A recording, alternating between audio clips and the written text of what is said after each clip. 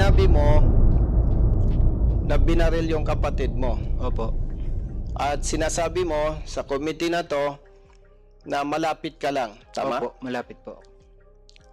Doon ba sa nakita mo, ano ang bumaril? Lalaking pulis o babaeng pulis? Sa pagkakalap ko po, tomboy po siya.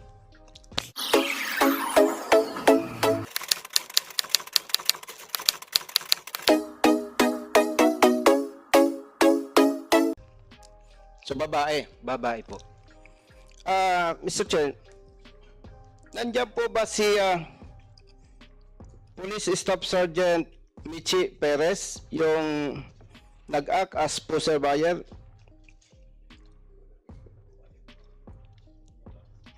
Your Honor, andito po. PSSG Michi Perez, Your Honor. Pwede ka bang tumayo, Police Staff Sergeant Michi Perez? Mr. Laresma, sabi mo, babae yung bumaril sa kapatid mo. Opo. At base sa team leader, isa lang yung kasama. Opo. Yan bang policewoman na yan ang sinasabi mo? Siya po, siguradong sigurado po ako. Okay, thank you, Mr. Chair. You may take your seat, Police Staff Sergeant Michi Perez. Michi Perez, base doon sa report na nakarating sa Regional Director ng Police Regional Office 4A, General Lucas, ikaw ang nag-act as poster buyer, tama? Yes po, Your Honor. Nagkaroon ba ng bentahan? Wala. May bentahan po, Your Honor. So, nakabili ka? Yes, Your Honor. Nandito rin sa report na nakita mo, allegedly, na may firearm. Nakabukol. Itong nasawi, tama? Yes, Your Honor.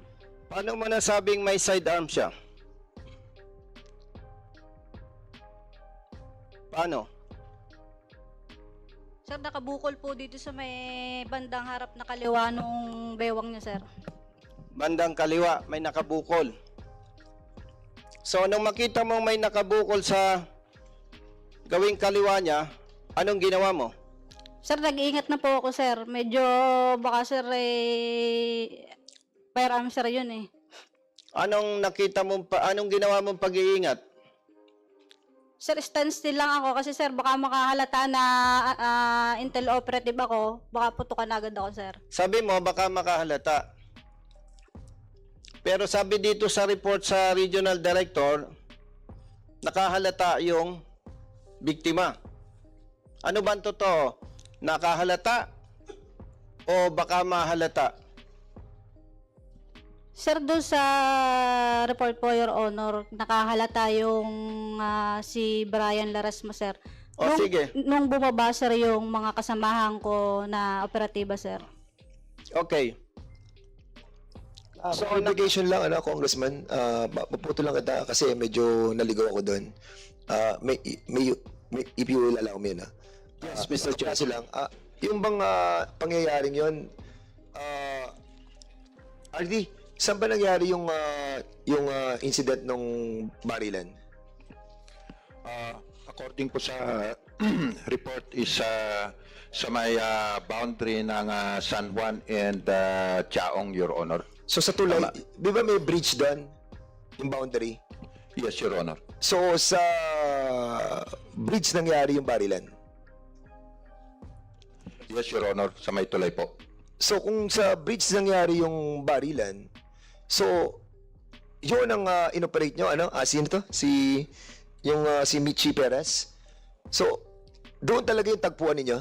Yes, Your Honor. So nung nandun na kayo sa area, ilan sasakyan ang nakatigil doon sa bridge? Bale, sir, yung sinasakyan ko pong motor, at saka, sir, yung naka-position namin na nakasasakyan na 4-wheel, sir, yung Vios, the green.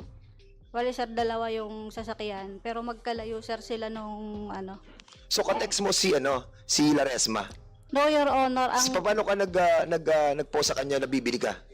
Your Honor, Paano mo siya na-contact? humigit kumulang, Your Honor, 640 ng Hindi, tinatanong kita, paano mo na-contact si ano? Paano mo confidential siya paano mo nasabi na, oh, magkita tayo dito sa tulay kasi bibili ako ng droga.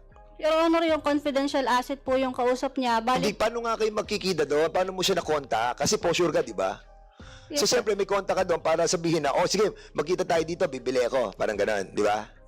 O, paano mo siya na-contact? Sir, ito, yung confidential asset po namin, yung alpha namin po yung kausap niya. Bali, sir, nung kausap niya, ibinigay na sir niya yung description ko, sir. Yung suot ko. And then kasi sabi niya, nung ni Brian, na pupunta na siya doon sa Mr. area. Yes, Congressman ako, please. Sa dami na ng inimbestigahan natin na illegal buy bust, may participation palagi ng confidential agent. At yung confidential agent na yun na nagtuturo doon sa subject na buy bust operation. May I ask, Mr. Chair, pwede ko bang tanungin yung si Madam Michi? Sino po yung confidential agent po ninyo?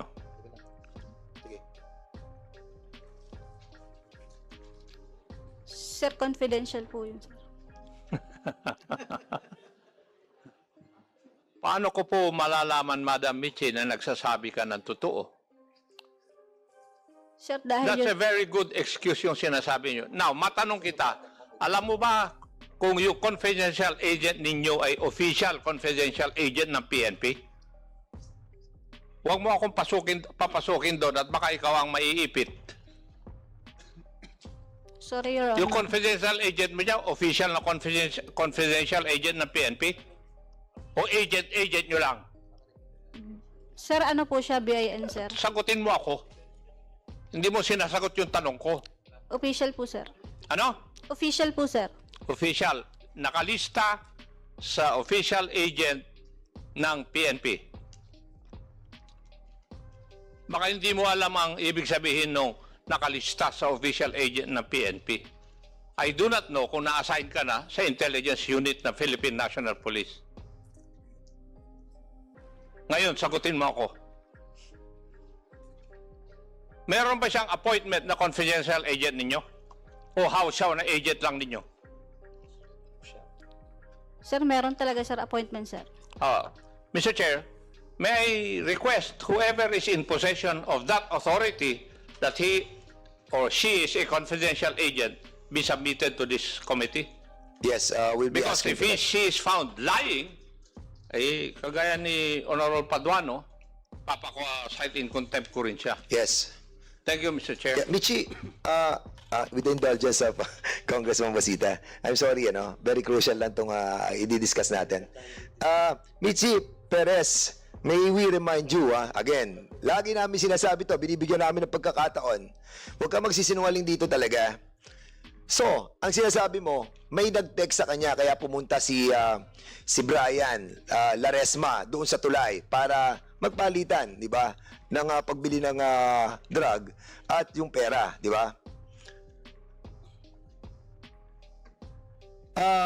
Bibigyan ka namin ng pagkakataon na yung confidential agent mo, ano sinasabi mo, confidential informant mo, na umattend sa susunod na hearing namin.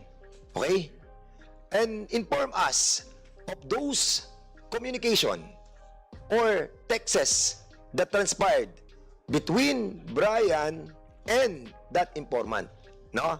Because right now, no, I heard, and this brother of the victim will be submitting to us right now. Sasabit sa amin yung kanilang texts na doon sila makikita ng kapatid niya at doon niya ibibigay yung pera ng pambili noong tinatawag na solar fund. Do you have the copy of that text Meron. between you and your brother? Meron po. Yes. So, Michi, if I see this communication between him and his brother, na doon sila makikita sa tuloy na yon, at hindi mo maipadadala sa amin yung informant mo na nagsasabi na si Brian at yung iyong informant ay makikita doon sa tulay na yon, then we will be citing you in contempt. Now, we will give you a chance, Michi. Ha? Ibigay mo sa amin right now kung sino yung informant mo, and then we will be asking him or her to be in here. And you, Mr. Laresma, Po. kindly submit to us yung dokumento na nagte-text ikaw at ang brother mo. Congressman Busita, now you have the floor. Thank you, Mr. Chair. Sergeant Perez. Mr. Chair, nung makita mo na sabi mo may nakabukol sa kaliwang baywang, ano yung ginawa mo?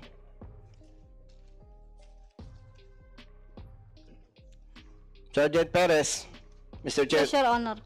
nung makita mo, sinabi mo may nakabukol sa kaliwang baywang, anong ginawa mo? Sir, tinuloy ko lang po yung transaction, sir. Tinuloy mo. So nagkabentahan. Yes, Your Honor. Okay, after na magkabentahan, anong sumunod na pangyayari? Sir, yung sa nag-pre-arrange, pagkaabot ko, sir, nung basura, sir, nag-pre-arrange signal na, sir, ako. Okay. Doon sa report, lumalabas may 3 putok eh. At ngayon, sinasabi na Mr. Laresma, ikaw ang bumaril doon sa kapatid niya. Now, doon sa 3 putok, may pinutok ka ba o wala? Meron, sir, isa, sir. Isa. Sinong unang pumutok? Si Brian Laresma, sir. Ano ang gamit niyang baril? Caliber 38 po, sir. Anong distance mo kay Mr. Laresma doon sa namatay? More or less, sir, 5 meters. 5 meters. So, kung sinasabi mong 5 meters, familiar ka ba sa 5 meters? Pwede ba, Mr. Chair, tumayo si Sergeant Perez? Gaano kalayo yung 5 meters?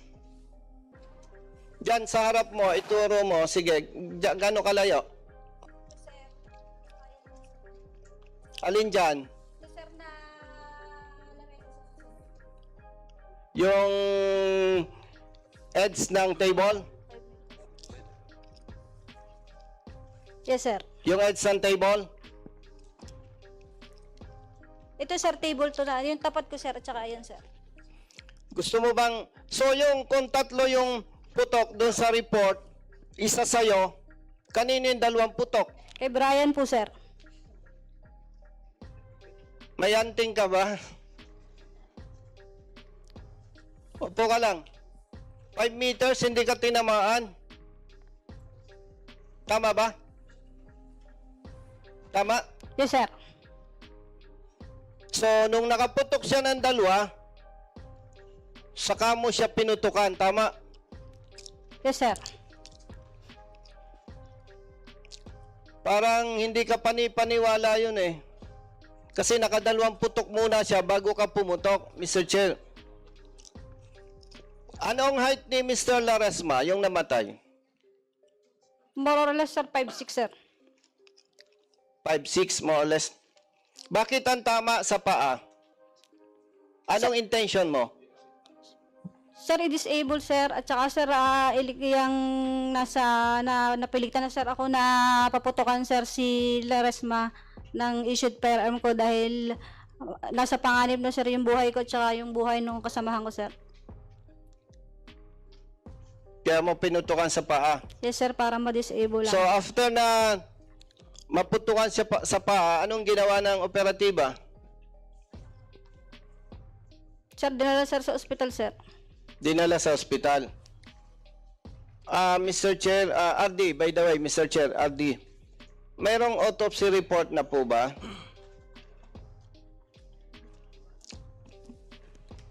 Positive po, Your Honor. Ano daw po ang cause of death ng ano?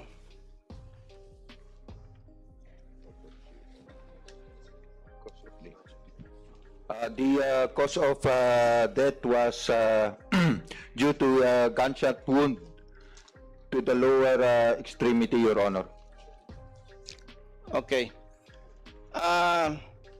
Sergeant Makaraig, Mr. Chair, Yes, sir.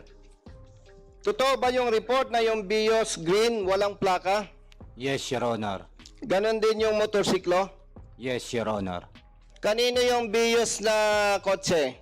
Service po naming mga intel, Your Honor. Okay, service. Pero kanino nakarehistro yon? Bali po ay sa paggamit po ng LGU. So, sa local government unit. Yes, sir. Tanong, bakit walang plaka? Tinanggal po namin sa Your Honor dahil sa dami na po ng aming nahuli ay kilala na po yung sasakyan namin ng karamihang mga adik, Your Honor. Yung motorsiklo na walang plaka, kanino yon? Doon po sa inuulit ni Paces G. Perez na alpa niya. Okay, Alpha. RD, Mr. Chair, tama ba na pag nag-operate walang plaka? No, Your Honor. Okay. RD,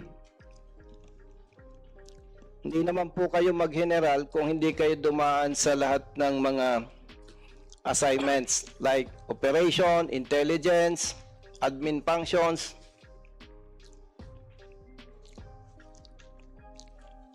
Sa inyo po bang investigation, RD, is it armed encounter or not? Based on the result of the investigation, dito sa report po nila, it's an armed encounter, but the investigation shows otherwise, Your Honor. That's why nga po nakapag-file tayo ng murder case sa Lucena, and nagkaroon po tayo ng pre-charge investigation sa admin naman, Your Honor. So, yun lamang po, Mr. Chair. Okay, by the way, balikan ko lang para malinaw, no? Kasi, para malinaw, no? Naintindihan ko naman yung sagot mo, RD. Baka naman di naintindihan ng ating mga kababayan. Para malaman nila yung tama at maling trabaho ng pulis. Armed encounter ba yung insidente o hindi po? Based po sa investigation, wala pong armed encounter, kaya nga po nakapag-file tayo ng murder case laban dun sa limang police, Your Honor, and nagkaroon po tayo ng pre-charge investigation being conducted by PIAS, Your Honor. Yan ang maganda sa iyo, RD. Hindi ka konsentidor. Yun ang gusto po nating madinig. Madinig na ating mga kababayan na hindi ka bias. So may kaso na, murder case, itong mga operatiba. Tama po ba, RD? It was submitted, Your Honor, sa Piskalya yesterday, Your Honor. So doon sa mga ibang pulis na nakikinig ngayon, huwag ninyong isacrifice yung karir ninyo, huwag ninyong isacrifice ang future ninyo, huwag ninyong isacrifice ang future ng pamilya ninyo. Gawin nyo yung tama. Yung nakasanayan yung mali, talikuran na ninyo. Kasi po dito sa Kongreso, particular dito sa Committee on Public Order and Safety, hindi kayo lulusot. Marami nang na-dismiss. Marami nang nakulong. Pag hindi kayo nagbago, sunod-sunod kayo. Si General ako, pareho kaming retired police. Mahal natin yung PNP. Pero kailangan natin, mas mahalin natin yung ating mga kababayan. Public service. Yun lamang, Mr. Chair. Maraming salamat po. Thank you so much, Congressman Bosita. Before I recognize Congressman Acop, and that's the very reason why we continue resolution number 776. Dahil itong resolution 776, ano lang to Region 4A lang to And prior to this, we have already a motion that was moved by Congressman Erwin Tulfo to extend, di ba, yung sa ibang region. Kasi mukhang napapansin namin na ginagamit talaga ang bypass operation to conduct criminal activities. And this committee will never allow such thing to happen. Kaya, ito nga, babala to sa ating mga kapulisan, no? Ito naman kakaunti lang naman itong mga bad eggs. As always, sinasabi namin, hindi naman to lahat Ang problema na naapektuhan ng organisasyon, naapektuhan si General Lucas because maraming mga pasaway doon sa region namin, which started when the good congressman from Antipolo started to investigate a case against a certain Major Porcincula, which now is already dismissed from the service and have a criminal case against him. So, hindi namin kayo titigilan itong mga bad eggs. Please. And to all the people, mga ating mga kababayan na may ganitong klase ng problema, huwag po kayo matakot. Hindi kami natatakot dito. And I'm very thankful do sa mga people like you na nire-reveal yung mga ganitong klase ng insidente for us to validate. Pero we are warning those who are just acting, na iniisip nyo na mapapalusutan nyo kami dito. No, we will never allow that this committee will be used for that purpose. Sa amin, kung biktima kayo, ipagtatanggol namin. Pero kung kayo gagamitin nyo ang committee ito, then may kalalagyan din kayo. Pakukulong din namin kayo dito kung nagsisinungaling kayo.